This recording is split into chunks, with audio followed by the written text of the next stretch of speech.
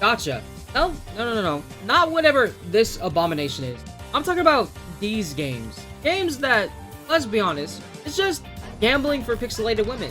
Now, these types of games have been around for a long time, and have gathered quite the audience. An audience that, while being heard, became quite a problem, in an annoying way rather than being serious.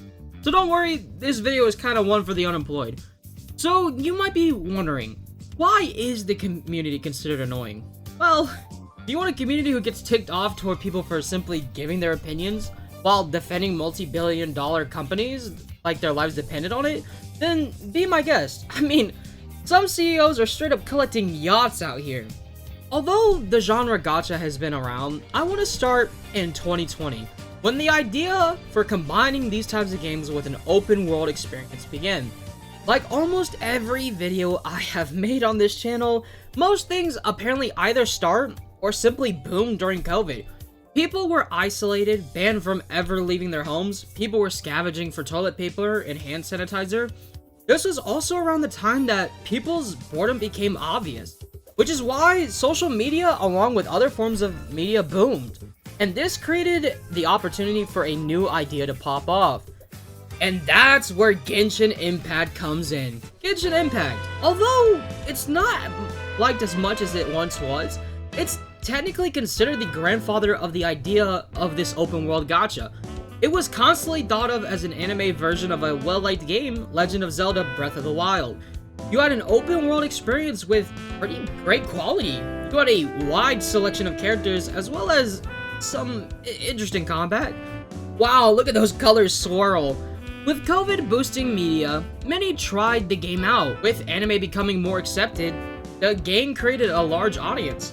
Not to mention, not only was the company that made Genshin overseas, it was also able to capture an audience around the world like North America. You already had people hopping on the content creator train, so coverage for the game flowed out.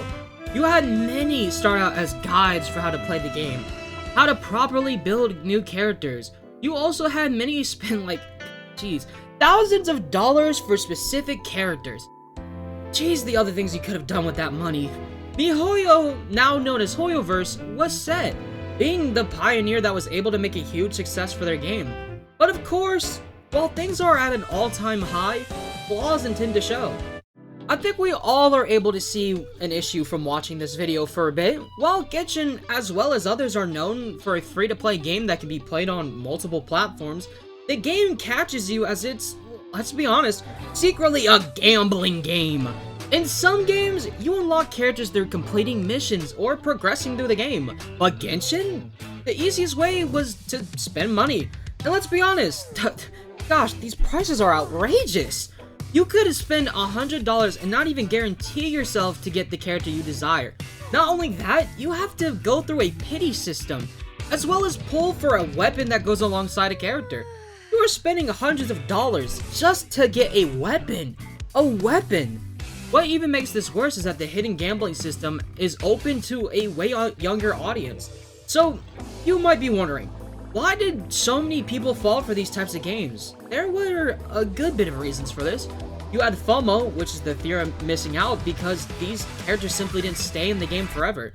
It wasn't laid out right in front of your eyes on how much you're getting from the money that you spent.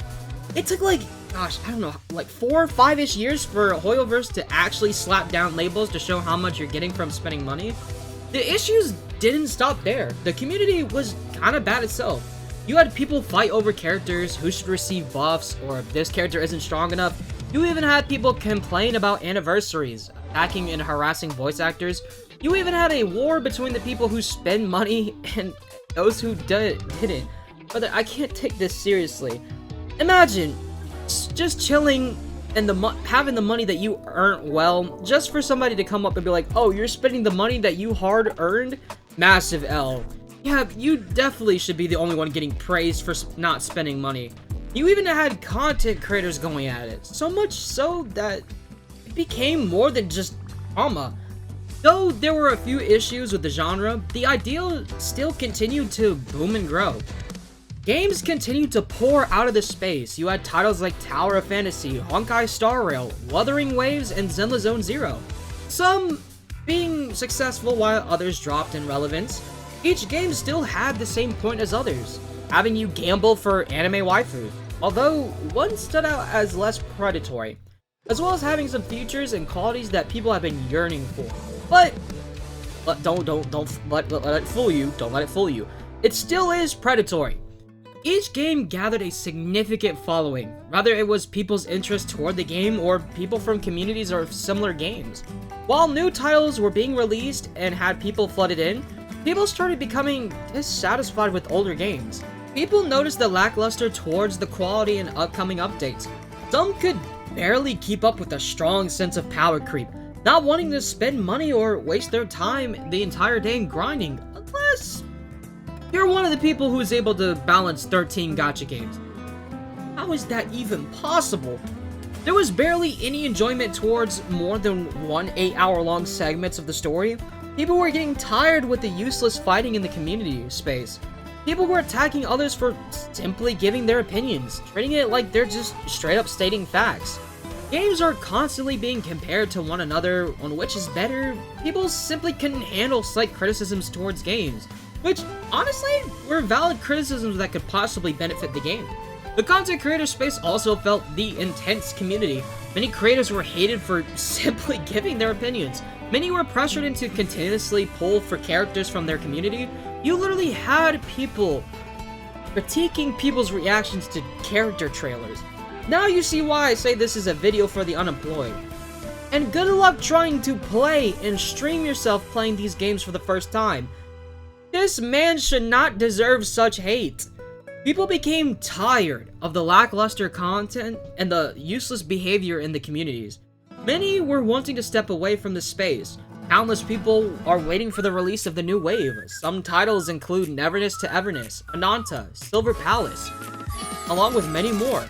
People are yearning for variety that actually provides good content. So, you might be wondering, how does the new wave look?